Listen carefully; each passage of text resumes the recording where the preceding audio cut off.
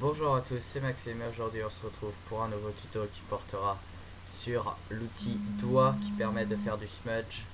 Donc je vais vous créer une petite signature.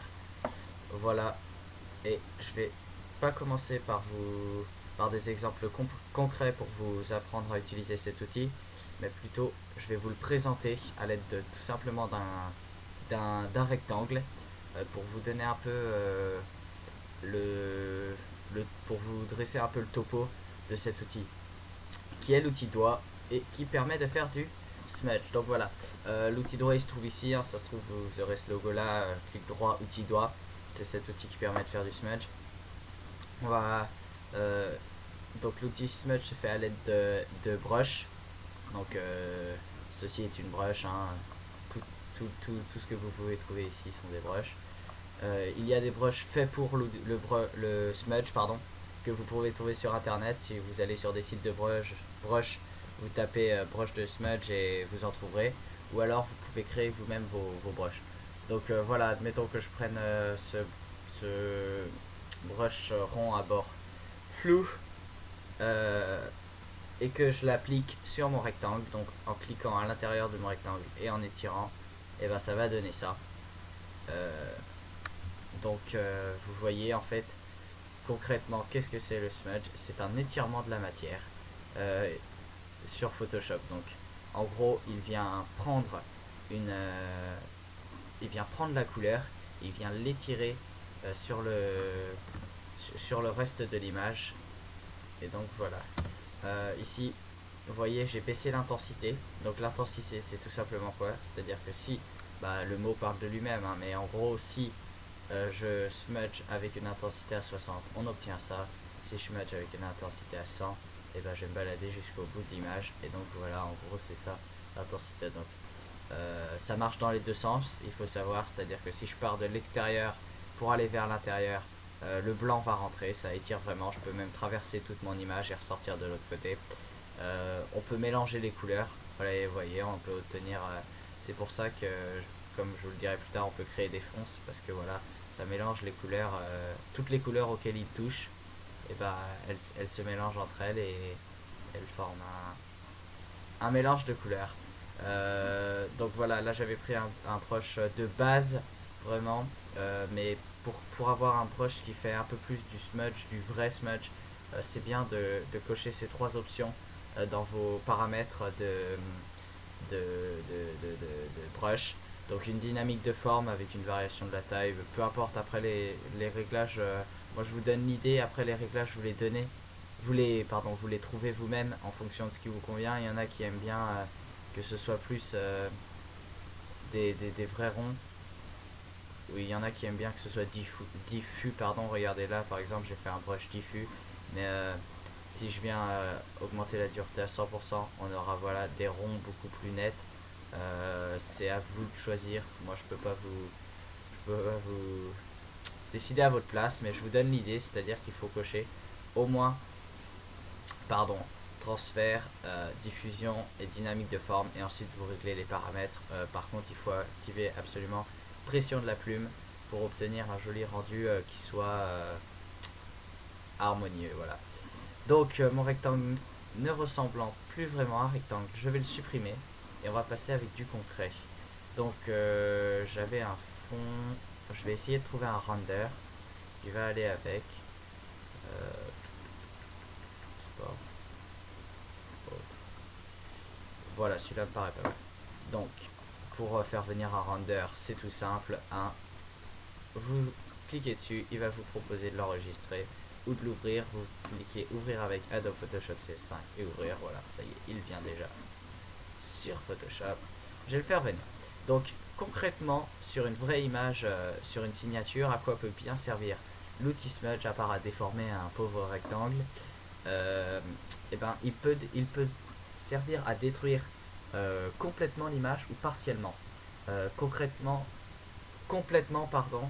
Euh, En la détruisant complètement, on peut créer un fond ou alors une texture qui va venir se mettre par-dessus et qui va incruster notre render. C'est pour ça que je vous avais dit dans mon tuto précédent qui portait sur l'incrustation de render que les deux seraient liés. l'incrustation de render et le smudge. C'est pour ça que je fais ce tuto. Et donc voilà, créer un fond et créer une texture. Et en détruisant partiellement l'image, il peut tout simplement servir à prolonger par exemple. Vous voyez quand des fois sur un render graphique vous pouvez trouver des, des renders qui sont pas terminés, comme par exemple ça. Et donc là on se retrouve avec un bout qui manque. Et donc à l'aide de l'outil de smudge, on va pouvoir non, pardon, là ça le fait pas vraiment. On va baisser l'intensité, baisser la dureté. On va pouvoir, je sais pas, voilà, déjà ça fait moins dénaturé en fait. Donc voilà. Comment créer un fond en détruisant complètement l'image? Bah, c'est très simple. Donc déjà je vais remettre le petit bout de voilà. Et ben on va dupliquer plusieurs fois notre render. Voilà. Voilà. Et donc on va faire CTRL E pour les fusionner. Et à partir de là, on va venir créer, donc comme je vous le disais, un brush qui va nous permettre de faire du smudge. Vous pouvez aussi en prendre des tout faits, comme je vous ai dit tout à l'heure, qu'on trouve sur des sites. Ça ne va pas. On va remonter un peu la dureté. Ça ne va toujours pas. Remonter un peu la dureté. Ça ne va toujours pas. On va remonter un peu l'intensité. Ça ne va toujours pas. On va mettre une diffusion.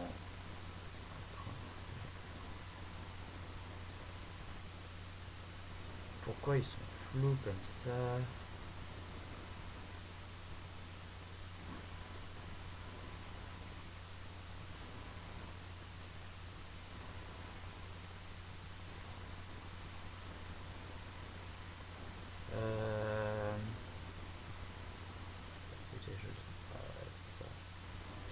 C'est ça. Voilà, bon bah par exemple ça, en réduisant un peu le... Voilà.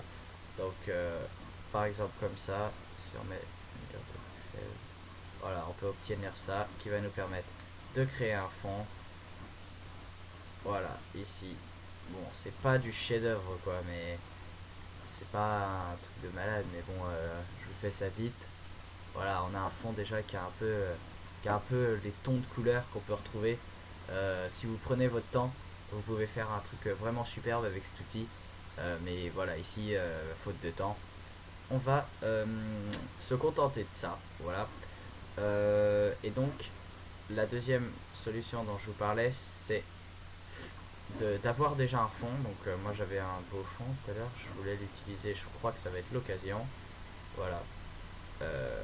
Copier l'image pour pas l'enregistrer. CTRL V, voilà, c'est déjà bien placé, on dirait.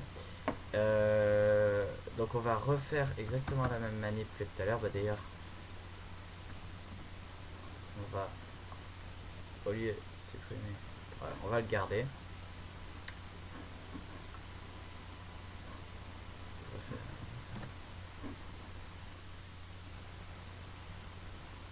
Et voilà, ce qu'on peut faire ici, c'est qu'on peut incruster notre render en mettant notre grosse mixture par-dessus le tout. Et voilà. Et en enlevant que partiellement. Voilà. Bon, ici c'est pas le pied pareil, mais vous voyez en fait par exemple si on regarde ici, et ben ça a vraiment incrusté le truc dans l'image. Bon, c'est pas top, mais vous pouvez voilà créer une mixture et venir la mettre par dessus afin d'incruster l'image. Donc ici c'était juste pour vous donner l'exemple. Une dernière chose qu'on peut faire, c'est obtenir un effet trash en utilisant des splattés. Voilà, qu'on a ici. C'est pas ce que je pensais. Si ça va le faire. Admettons, donc là je vais le dupliquer. Admettons que je fasse. Merde, je suis sûr. Admettons que je fasse. Ah mince, comment ça se fait que ça me fait ça?